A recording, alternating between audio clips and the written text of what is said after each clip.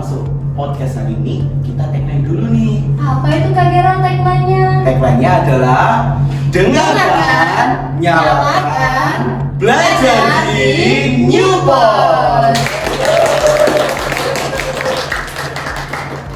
Tahu gak sih Put? Hari ini Newport kembali dengan wajah-wajah baru loh. Wow, kayak apa sih nanti Kak Gerald? Kamu pasti penasaran ya? Kepo Oke. banget ini. Gak sih kalau kita nggak perkenalan dulu nih. Oke. Kenalin, namaku Gerald Albertistianasa dari Fakultas Keperawatan. Saya Yohana Putri dari Fakultas Keperawatan. BTW ini Baswaswe. Apa? Topik kita hari ini itu tentang culture.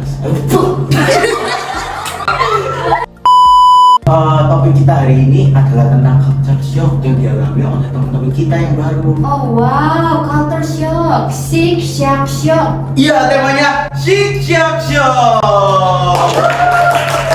Mau lama-lama lagi ya, mari kita panggilkan bintang tamu kita kali ini. Benar, aku spawn dulu. Nah, Halo kakak-kakak, bisa perkenalan dulu nggak namanya siapa?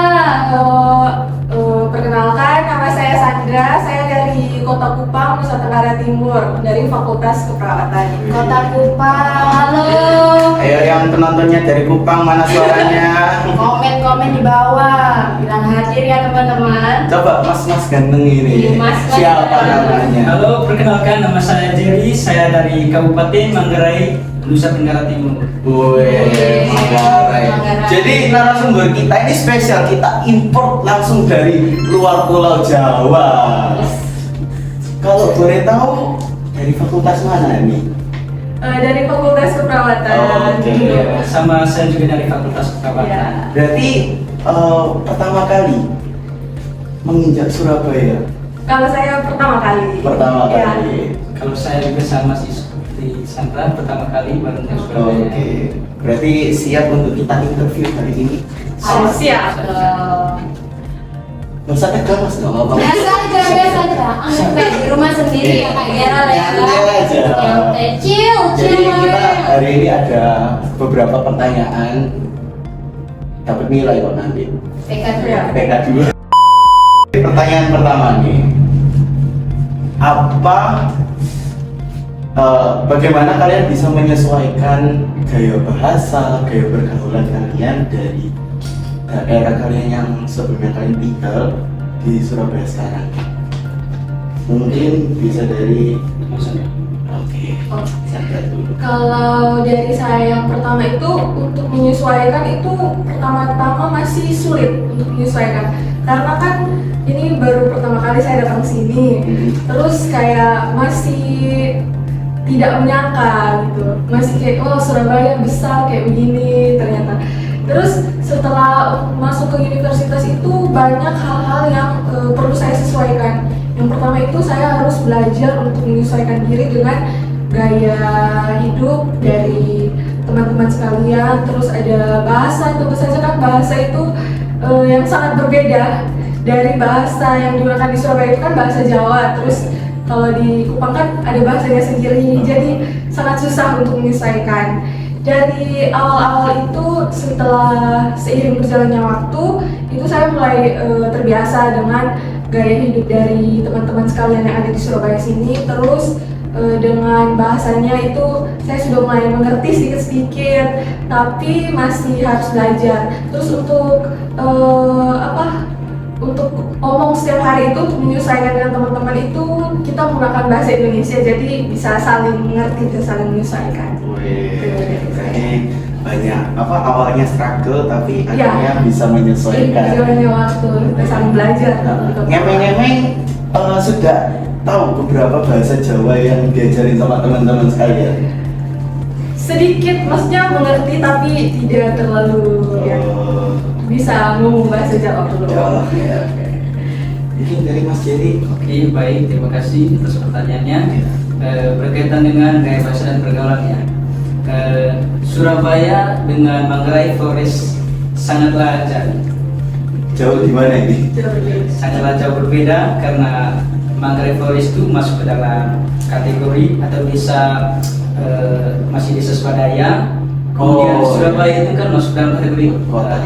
kota dan juga dengan segala modernannya. Nah, berkaitan dengan gaya bahasa sendiri, untuk pertama kali itu pas pertama kali menginjak di Surabaya, saya sangat sulit untuk menyesuaikan, terlebih khusus berbicara dan berkomunikasi dengan teman. Pas pertama-tama itu, ketika saya berbicara dengan teman, pasti teman-teman lain tidak mengerti. Begitupun sebaliknya, ketika mereka berbicara, karena kerap kali mereka menggunakan bahasa Jawa, makanya pokoknya pertama-tama itu tidak baku ketemu, dan menurut saya itu sangat sulit. Tapi untungnya ada bahasa Indonesia, nah sebagai bahasa komunikasi antara untuk berintegrasi dengan teman sehingga bisa meminimalisir itu semua. Nah, berkaitan dengan penyesuaian gaya bahasa itu, saya mempelajari bahasa di sini itu dari tingkatan umum ke khusus.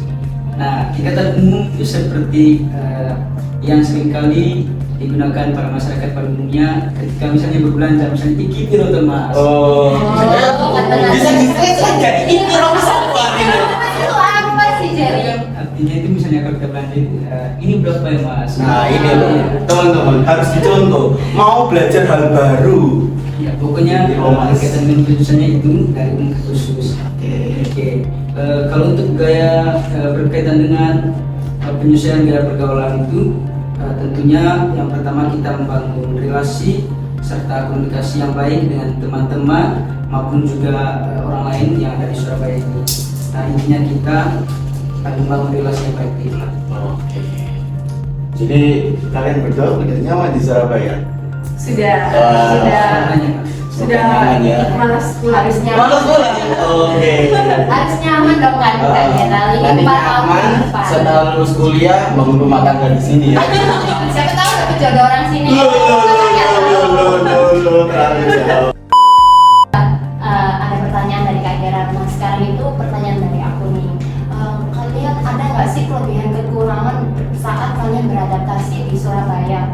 Kayak misalnya dulu di tempat kalian itu seperti apa, terus sampai sini, oh wow ternyata gini. Kemudian itu Oh saya, oke. Perempuan selalu diutamakan. Woman first, ladies first. Mulia sekali Bapak Jerry. Sangat-sangat bijaksana banget ya. Harus dicontoh nih kaum laki-laki ya. Ladies first. Gerald, ladies first. Iya. Oke, jadi untuk pertama untuk kelebihan dulu. Tentu saja untuk kelebihan Surabaya itu kan kota yang maju ya dibandingkan dengan NTT. NTT itu masih kota yang tertinggal. Tentu saja untuk kelebihannya itu Surabaya lebih dominan. Yang pertama itu dari infrastruktur pembangunan. Di sini kan sudah ada mulai dari infrastruktur jalan, terus ada jembatan, terus ada gedung-gedung yang lebih tinggi, gedung-gedung yang lebih banyak dibandingkan dengan NTT.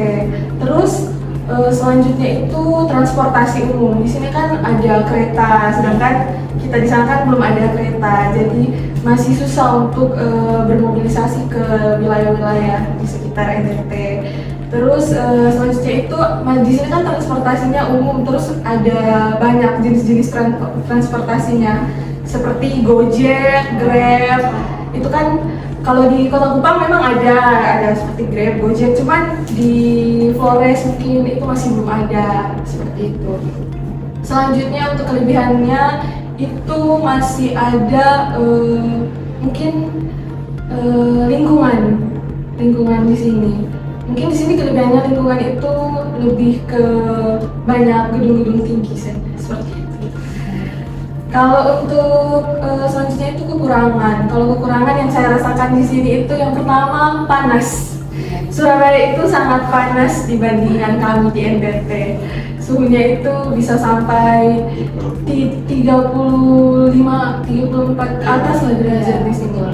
Selanjutnya itu ada kepadatan kota. Jadi di sini itu lebih padat dan kayak kurang space gitu. Kalau di NTT itu kan masih ada space, masih ada lahan-lahan kosong. Tapi kalau di sini betul-betul full perumahan semuanya. Mungkin itu saja. kekurangan di sini. Oh, ada satu lagi. Itu yang paling menonjol itu polusi. Oh iya.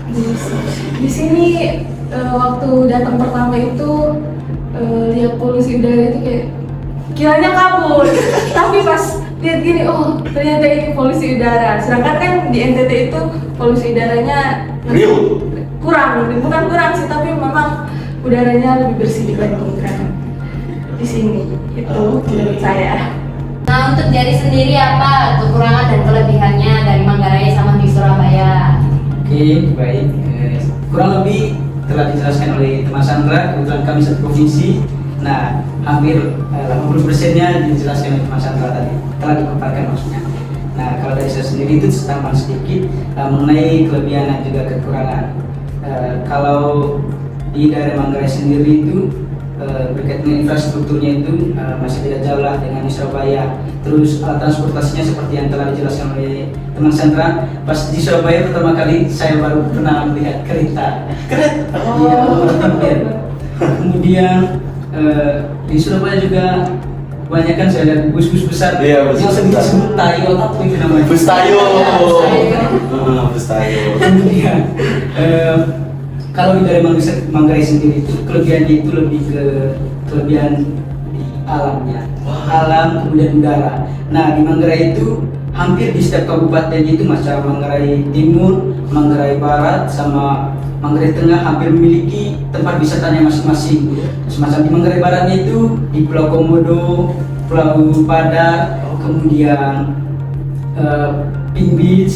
Kalau di daerah Manggarai itu Manggarai Tengah maksudnya itu semacam kebanyakan gunung-gunung yang tinggi. Nah, kemudian pusat kota yang seringkali dikunjungi oleh penduduk-penduduk yang masih daerah terpencilnya gitu. Kemudian kalau di Manggarai Timurnya itu ada namanya Danau Ramese.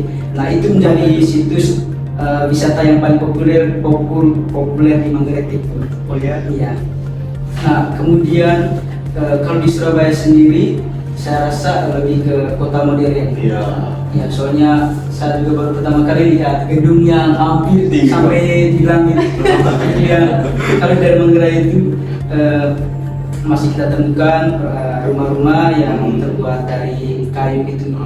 Ya, pokoknya yang kebanyakan intinya kelebihan di daerah Manggarai itu lebih ke masih hijau, terus udaranya bersih, lebih ke alam lah. Kalau di Surabaya itu lebih ke kota modern. Gitu saja.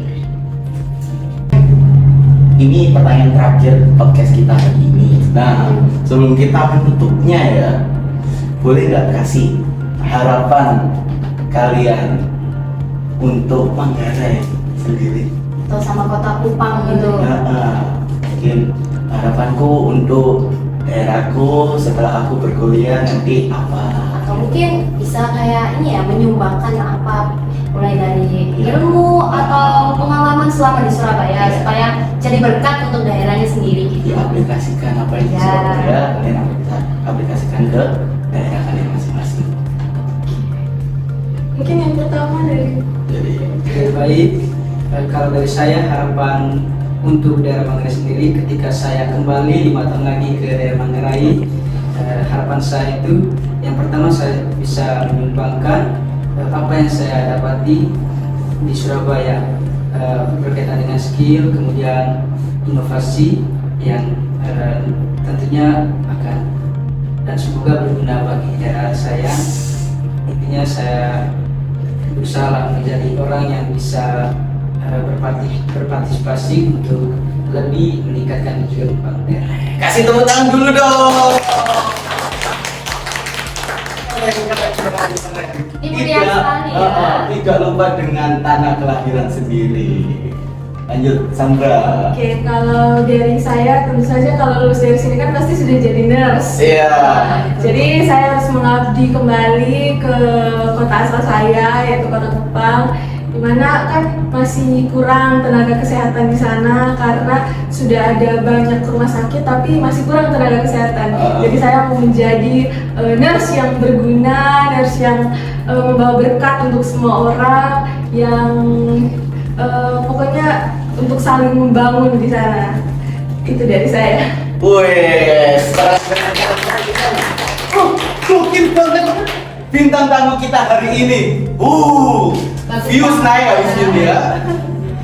Kita aminkan apa yang jadi harapannya Ya. dari Sandra sama Jenny. Semoga kedepannya NTT lebih berkembang lagi. Amin. Oh ya, aku barusan dapat nih dari Instagram kalau NTT lagi di dilanda bencana ya. Iya, lagi gunung meletus di saudara kami di Flores Timur. Jadi gunung meletusnya itu Gunung Lewatobi. Nah, untuk teman-teman mohon doa, dukungan serta harapannya agar Lewatobi lekas sembuh dan Lekas juga sembuh. para korban bisa Selamat. ya, bisa selamat, kemudian mereka diberikan ketabahan dan juga kekuatan. Oke. Mungkin itu doa kalian untuk Iya. doa kita semua. Saudara, Iya. saudari kami. Iya. Mereka sembuh ya, maksudnya Floresnya itu. Ya, nampaknya podcast ini sudah di ujung. Waktunya kita untuk berpisah.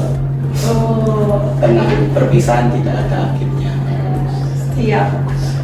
Sebelumnya terima kasih ya Sandra sama Jenny sudah mau untuk diwawancarai mungkin ya, Gerald ya. Ini perdana loh di tahun angkatan kita loh. Oh, ini. Perdana. Oh. Mungkin itu saja yang bisa kami sampaikan. Sebelum kita menutup, kita tagline dulu. Sudah tahu tagline-nya, Debbie? Belum. Ikut aja deh. Tagline-nya itu dengarkan, Dengarkan, nyalakan, nyalakan. belajar di New Pass. Oke, paham? Paham. Oke. Lagi ya? 1, 2, 3. Dengarkan, nyalakan, belajar di New World.